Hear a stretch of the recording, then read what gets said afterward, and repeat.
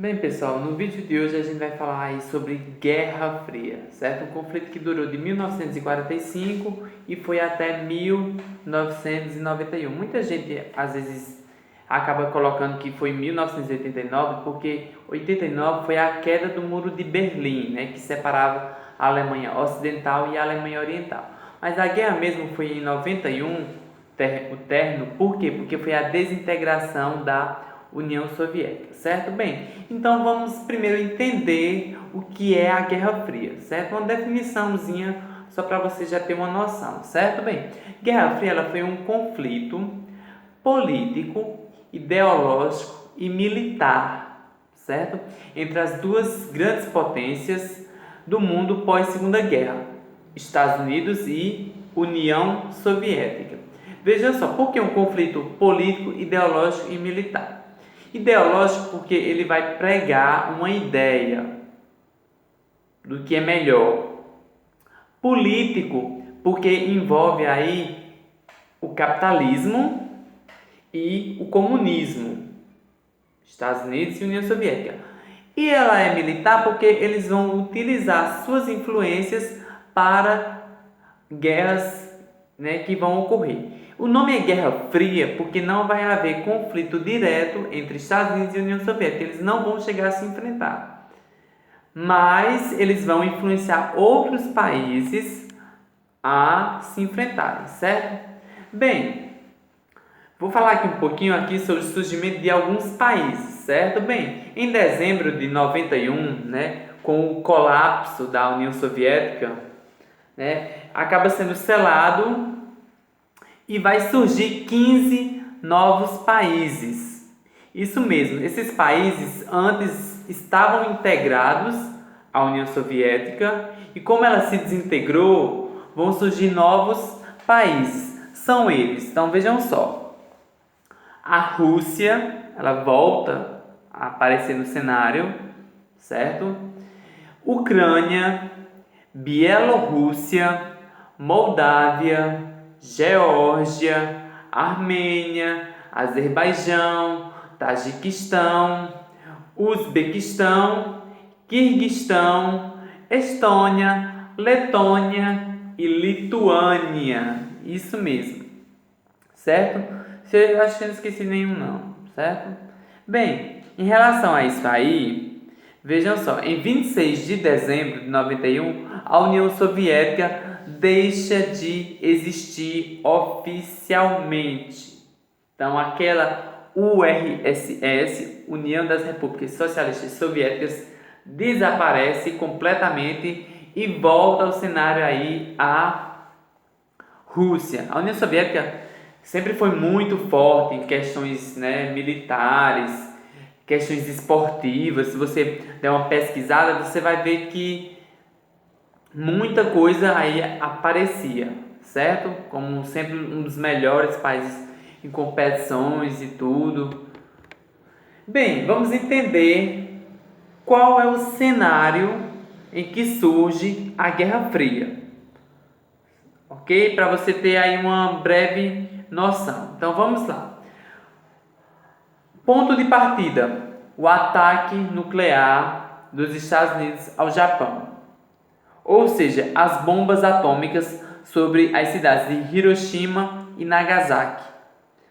Bombas atômicas essas que foram um ponto final na Guerra Fria em agosto, dias 6 e 9 de agosto, e a rendição completa do Japão aí no mês de setembro. Então esse é um dos pontos de partida. Outro ponto de partida, o enfraquecimento das grandes potências europeias: Alemanha, Inglaterra, França, Itália, a própria União Soviética, ok? Por que enfraquecimento dessas potências aí? Porque elas estavam envolvidas diretamente no conflito. A guerra, ela foi em território europeu. Teve outros ataques, mas não com o grau de magnitude que foi no território europeu. Então esses países precisavam se reconstruir, se recompor. Para isso foi ótimo para os Estados Unidos, porque aí ele pôde sim se tornar a maior potência do mundo, que é até hoje, certo? certo? Dura até hoje essa grande potência aí. Nós vamos ter ainda a emergência de duas grandes potências.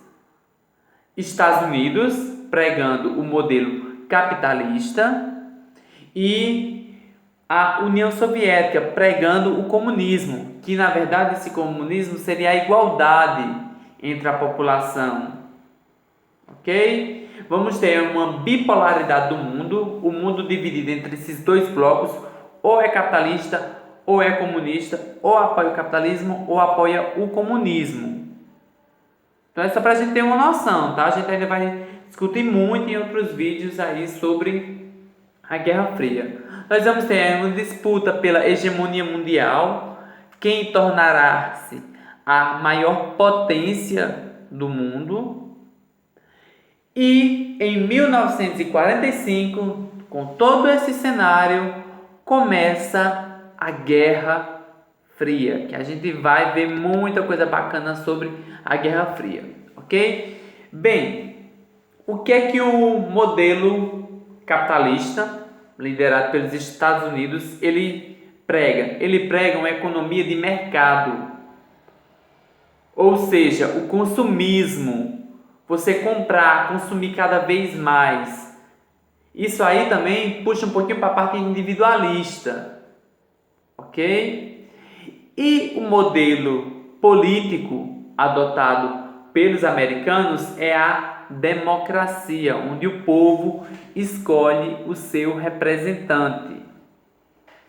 Já quando a gente vem para a União Soviética, que prega justamente o comunismo, a gente vai ter uma economia planificada, que é baseada no coletivismo, todos se ajudando, a população inteira se ajudando. E a questão política aí é o partido único, sem oposição nenhuma. É para reinar absoluto e soberano. Ok? Então é para a gente ter aí uma noção aí dessas duas potências, né, que travaram uma disputa ideológica, política e também militar. Bem, vou fazer para vocês aqui agora um comparativo, ok? Para vocês terem uma noção sobre capitalismo e comunismo. No capitalismo, vai pregar-se a valorização da riqueza material. Dinheiro que você tem, o quanto mais você acumula. Já no comunismo, ele vai pregar o bem-estar social. Sem tanta desigualdade, as pessoas vão viver mais felizes. Não vai ter essa disputa, certo? De quem tem mais, quem tem menos.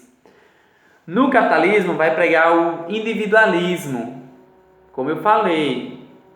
Já no comunismo, ele vai pregar a questão da igualdade. Todos são iguais, todos consomem a mesma coisa, tudo é certinho como tem que ser, sem muita desigualdade. Só que vocês vão ver que isso aí também, né?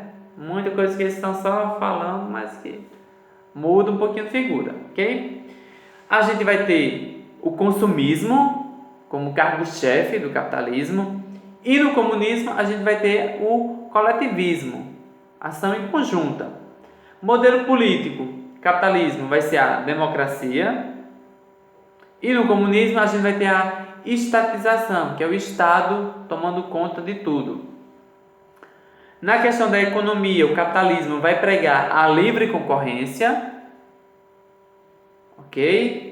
E no comunismo vai pregar a economia planificada, ou seja, tudo pré-estabelecidozinho, sem deixar ninguém de lado, ok? Bem, a constituição de dois blocos, que a gente ainda vai falar muito sobre isso, mas eu vou trazer para vocês já para vocês terem uma noção, entenderem. No bloco capitalista, o grande líder é os Estados Unidos, ok? O plano econômico será o plano Marshall, que a gente vai falar mais adiante, e a aliança militar vai ser a OTAN, né? Que vai ser um tratado aí do Atlântico Norte. E o grande grupo de espionagem responsável pelo serviço de inteligência será a CIA. Já no bloco capitalista comunista, o grande líder é a União Soviética. O plano econômico será o Comecon. Comecon, na verdade, é uma cópia do Plano Marshall. A gente vai ver que muita coisa é a cópia um do outro, que um faz, o outro vai e cria, só mudando o nome. A grande aliança militar aí vai ser o Pacto de Varsóvia, que a gente vai discutir também mais ainda. O grupo de espionagem, que no outro lado é a CIA, aqui será a KGB. E ainda teremos o Comiform, que vigiava, né, a ação dos partidos comunistas, ou seja, buscava pregar um controle maior, tá bem? Bem, nosso vídeo vai ficando por aqui, então você faz as anotações, observa tudo direitinho para a gente poder discutir mais, ok? E no próximo vídeo a gente continua falando aí sobre a Guerra Fria. Até a próxima!